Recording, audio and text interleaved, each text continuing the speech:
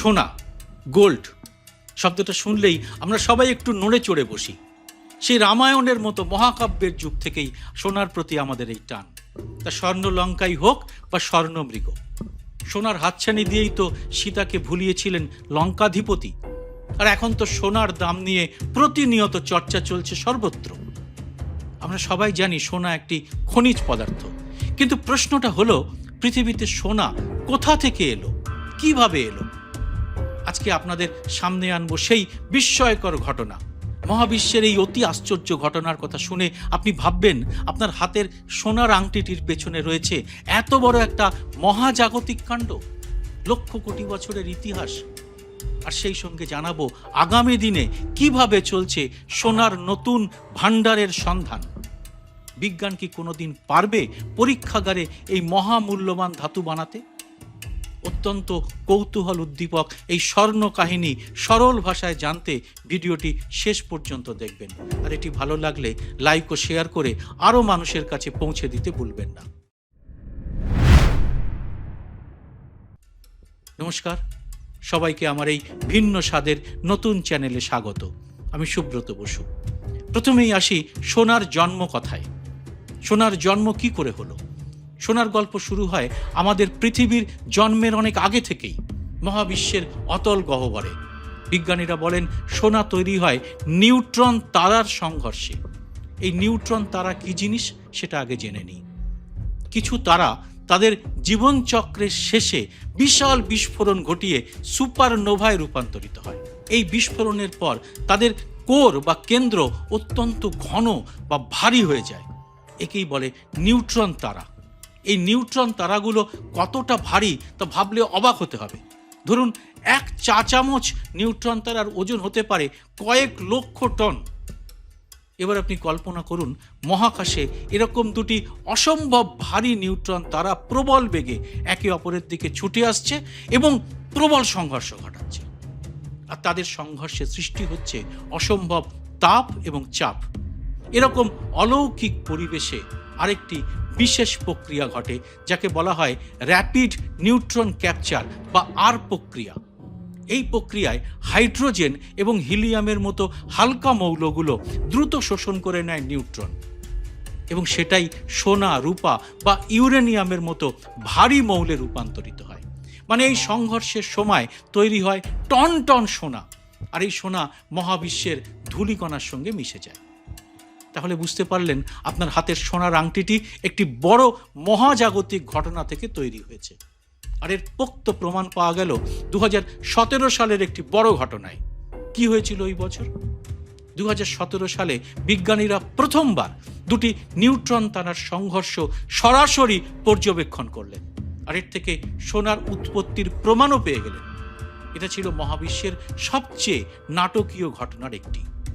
বিজ্ঞানীরা দেখলেন এই সংঘর্ষের ফলে তৈরি হওয়া গামা রে বা গামা রশ্মি এবং আলো পৃথিবী থেকে কয়েক লক্ষ আলোকবর্ষ দূর থেকেও ধরা পড়ছে।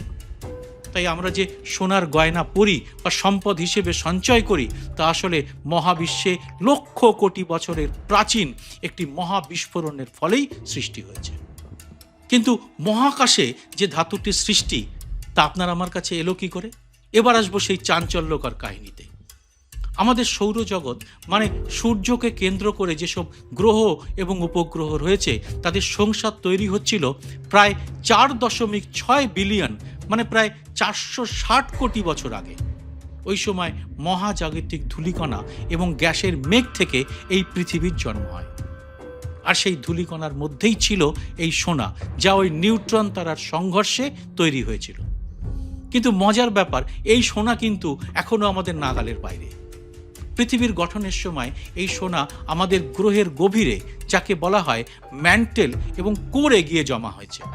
জন্মের সময় পৃথিবী ছিল একটা গলিত আগুনের গোলা। এই তীব্র তাপে সোনার মতো ভারী ধাতুগুলো গলে গিয়ে গ্রহের কেন্দ্রের দিকে চলে যায়। এই কারণে পৃথিবীর কোর বা কেন্দ্রে প্রচুর পরিমাণে সোনা রয়েছে বলে মনে করা হয়, কিন্তু এখনও তা আমাদের হাতের বাইরেই রয়েছে।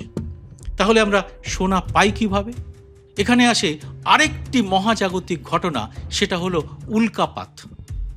বিজ্ঞানীরা মনে করেন পৃথিবীর জন্মের পরই প্রায় 4 বিলিয়ন বছর আগে উল্কা এবং গ্রহাণুপিণ্ডের একটি বিশাল বৃষ্টি পৃথিবীতে আছড়ে পড়েছিল। এই ঘটনাকে বলা হয় লেট হেভি বোম্বার্ডমেন্ট। এই উল্কাগুলো সোনা, প্ল্যাটিনাম এবং অন্যান্য ভারী ধাতু মহাকাশ থেকে পৃথিবীতে বহন করে এনেছিল। এগুলোই জমা হয়ে রয়েছে পৃথিবীর ভূত্বকে। মানে সোজা কথায় এই উল্কাপাতই ছিল মহাবিশ্বের একটা বড় উপহার। এই উল্কাপাতেই পৃথিবীতে সোনার ভাণ্ডার তৈরি হয়েছে। এই সোনাই এখন মাটির কিছুটা নিচে জমা হয়ে আছে, আর সেটাই আমরা খনি থেকে উত্তোলন করে থাকি। এখানে একটা ছোট্ট ভূতাত্ত্বিক প্রক্রিয়ার কথা বলে রাখি। সোনা সাধারণত পাওয়া যায় কোয়ার্টজ শিরার মধ্যে। উত্তপ্ত খনিজ সমৃদ্ধ জল যখন ভূত্বকের ফাটল দিয়ে উপরে উঠে আসে, তখন এই শিরাগুলো তৈরি হয়, আর এগুলো ঠান্ডা হয়ে সোনা জমা করে। এই প্রক্রিয়া লক্ষ লক্ষ বছর ধরে চলে। এভাবেই সোনার খনি তৈরি হয়। কখনো কখনো সোনা নদীর তলদেশ বা পাহাড়ের ক্ষয়প্রাপ্ত পাথরে ছোট ছোট কণা হিসেবেও পাওয়া যায়। একে বলা হয় প্লেজার ডিপোজিট বা আনন্দের সঞ্চয়। সোনার গল্প শুধু মহাবিশ্ব বা পৃথিবীর গভীরে সীমাবদ্ধ নয়। মানুষ যখন প্রথম সোনা আবিষ্কার করে, তখন তারা এর ঝকঝকে সৌন্দর্যে মুগ্ধ হয়ে গিয়েছিল। সোনার নরম গঠন, সহজে এটাকে দিয়ে গড়া যায় নানা জিনিসপত্র, আর এতে কখনো মরচে পড়ে না। প্রাচীন মিশরে তাই সোনাকে দেবতার মাংস বলা হতো, এবং এটা ফারাওদের সমাধি এবং মন্দিরে ব্যবহার করা হতো। সিন্ধু সভ্যতা, মেসোপটেমিয়া এবং প্রাচীন চীনেও সোনার গয়না, মূর্তি ধর্মীয় কাজে ব্যবহৃত হতো। সোনার প্রতি মানুষের লোভও কম নাটকীয় নয়। ইতিহাসে সোনার জন্য যুদ্ধ হয়েছে, সাম্রাজ্য গড়ে উঠেছে এবং ধ্বংসও হয়েছে। 16 শতকে স্প্যানিশরা আমেরিকায় সোনার সন্ধানে অভিযান চালায়, যা অজটেক এবং ইনকা সভ্যতার পতন ঘটায়। 19 শতকে আমেরিকার গোল্ড রাশ ছিল আরেকটি নাটকীয় ঘটনা। 1848 সালে ক্যালিফোর্নিয়ায় সোনা আবিষ্কারের পর হাজার হাজার মানুষ এই সম্পদের লোভে সেখানে ছুটে যান। এই সোনার জ্বর ছিল মানুষের স্বপ্ন, লোভ এবং সংগ্রামের এক জীবন্ত চিত্র। আজকের এই আধুনিক যুগে সোনা শুধু গয়না বা সম্পদের প্রতীকই নয়। অর্থনীতিতে এর গুরুত্ব কি সেটা তো আপনারা জানেনই, কিন্তু জানেন কি সোনার অসাধারণ পরিবাহিতা এবং ক্ষয়রোধী গুণ এটাকে ইলেকট্রনিক্স, চিকিৎসা এবং মহাকাশ গবেষণাতেও অপরিহার্য করে তুলেছে। আপনার হাতে থাকা স্মার্টফোন, কম্পিউটার চিপ বা মহাকাশ যানে সোনার ক্ষুদ্র কণা রয়েছে। চিকিৎসা ক্ষেত্রে সোনা ক্যান্সার চিকিৎসায় এবং ন্যানো টেকনোলজিতে ব্যবহৃত হয়। এই ধাতু, যা একসময় মহাবিশ্বের একটি বিস্ফোরণের জন্ম নিয়েছিল, তা এখন আমাদের প্রযুক্তিগত অগ্রগতির একটি অংশ। সোনার ভবিষ্যৎ কি? সোনার গল্প কিন্তু এখনো শেষ হয়নি। পৃথিবীতে সোনার ভাণ্ডার সীমিত, এবং তা খনি থেকে তুলে আনা ক্রমশ কঠিন থেকে আরো কঠিনতর হয়ে উঠছে। তাই বিজ্ঞানীরা এখন বিকল্পের খোঁজ করছেন। এখন মহাকাশে সোনার সন্ধান করা হচ্ছে। বিজ্ঞানীরা বলছেন গ্রহাণুগুলোতে প্রচুর পরিমাণে সোনা থাকতে পারে। ভবিষ্যতে মানুষ হয়তো গ্রহাণু থেকে সোনা উত্তোলন করতে পারবে। এছাড়া পুনর্ব্যবহারযোগ্য সোনার ব্যবহার বাড়ছে, যা পরিবেশের উপর চাপ কমাতেও সাহায্য করে। এবার আসবো এই কাহিনীর শেষ পর্যায়ে। সেটা হলো, গবেষণাগারে কি সোনা তৈরি করা সম্ভব? মানুষের সোনার প্রতি লোভ হাজার হাজার বছরের পুরনো। মধ্যযুগে অ্যালকেমিস্টরা ফিলোজাফার স্টোন বা পরশ পাথর খুঁজে বেড়াতেন, যা সীসা বা পারদকে সোনায় পরিণত করে। কিন্তু সে তো গল্প কথা। বিজ্ঞান কি বলছে? 1980 সালে নোবেলজয়ী আমেরিকান পদার্থবিদ গ্লেন সিবর্গ প্রথম বৈজ্ঞানিকভাবে প্রমাণ করেন যে গবেষণাগারে সোনা তৈরি করা যায়। 1980 সালেই লরেন্স বার্কলি ল্যাবে বিসমাথকে কার্বন আয়ন দিয়ে ভেঙে 1011টি সোনার পরমাণু তৈরি করা হলো। এই পরমাণু একটি ধূলিকণার চেয়ে 10 লক্ষ ভাগ হালকা। কিন্তু এটা তৈরিতে কত খরচ পড়লো জানেন? এই খরচ এতটাই ভয়ঙ্কর যে কল্পনাও করতে পারবেন না। 2024 সালের একটি হিসেবে বলা হয়েছে 1 গ্রাম ল্যাবে তৈরি সোনার খরচ 25 থেকে 80 বিলিয়ন মার্কিন ডলার। মানে ভারতীয় টাকায় 1 গ্রাম সোনার দাম গিয়ে দাঁড়াচ্ছে 21 লাখ কোটি থেকে 70 লাখ কোটি টাকার কাছাকাছি। এরকম অস্বাভাবিক খরচ করে কেন সোনা তৈরি করবেন কেউ?